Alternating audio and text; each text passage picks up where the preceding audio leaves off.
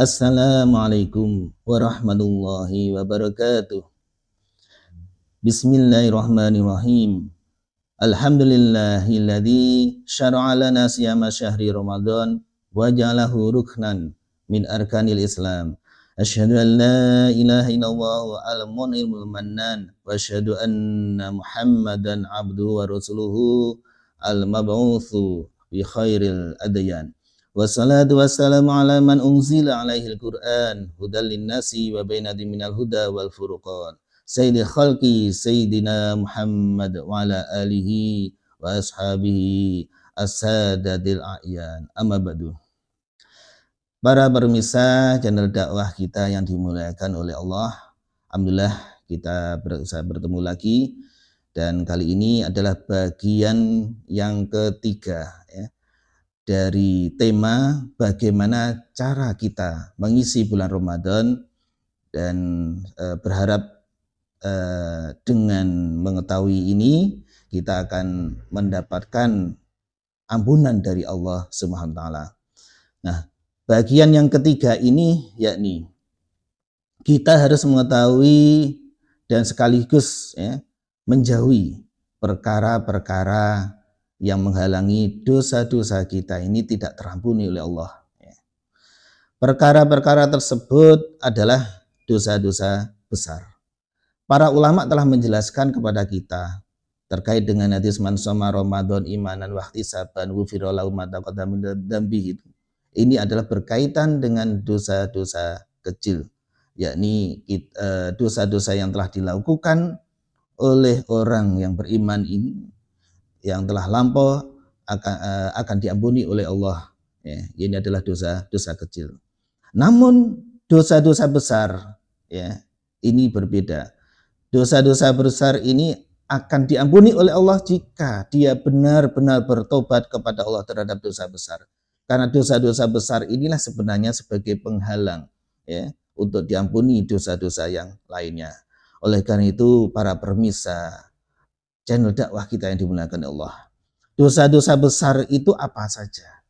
Banyak disebutkan di dalam hadis ya, diantaranya syirik kepada Allah, menyekutukan Allah, sihir, membunuh jiwa yang diharamkan melainkan dengan cara yang benar, makan riba, memakan harta anak yatim, lari dari peperangan, berzina, menuduh zina kepada wanita mukmin yang suci ya, yang menjaga kehormatannya, kemudian durhaka kepada orang tuanya. Sebagai contoh disebutkan di dalam hadis ijtanibu as-sab'a mubiqat, jauhilah 7 dosa besar yang membinasakan. Apa itu? Para sahabat bertanya, ya Rasulullah, wa man hunna? Apa itu ya Rasulullah? Asyirku billah ya, menyekutukan Allah, wa sihir, wa qatlun nafsil ladzi harramallahu illa bil haqq, membunuh jiwa yang diharamkan oleh Allah kecuali dengan yang benar, wa aklur riba, makan riba, wa aklul malil yatim, memakan harta anak yatim, wal tawalla yaumaz zahfi, yakni melarikan diri dari peperangan, wa qatlul muhsanatil mu'minatil ghafilat, menuduh wanita berzina, wanita yang suci, yang mukminah, yang menjaga kehormatan, yang tidak tahu menahu. Hadis diriwayatkan oleh Bukhari Muslim.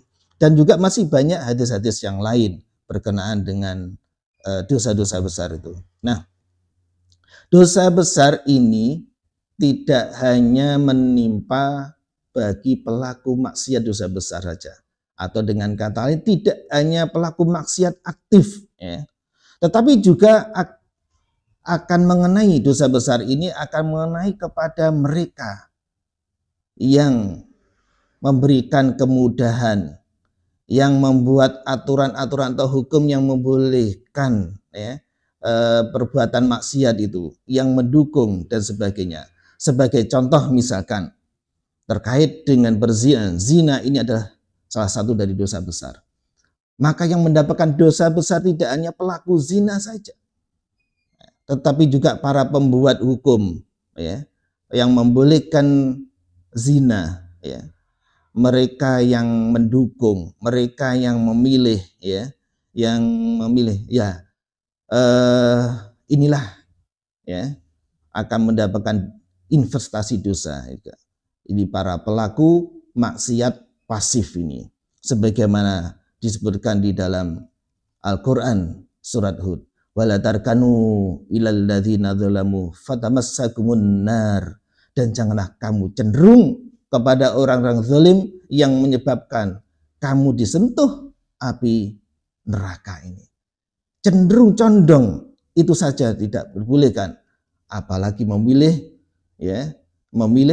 untuk memilih orang yang nanti orang itu akan membuat aturan-aturan yang membolehkan dosa-dosa, yang membolehkan melegalkan dosa-dosa besar, diantaranya adalah zina, riba, dan seterusnya.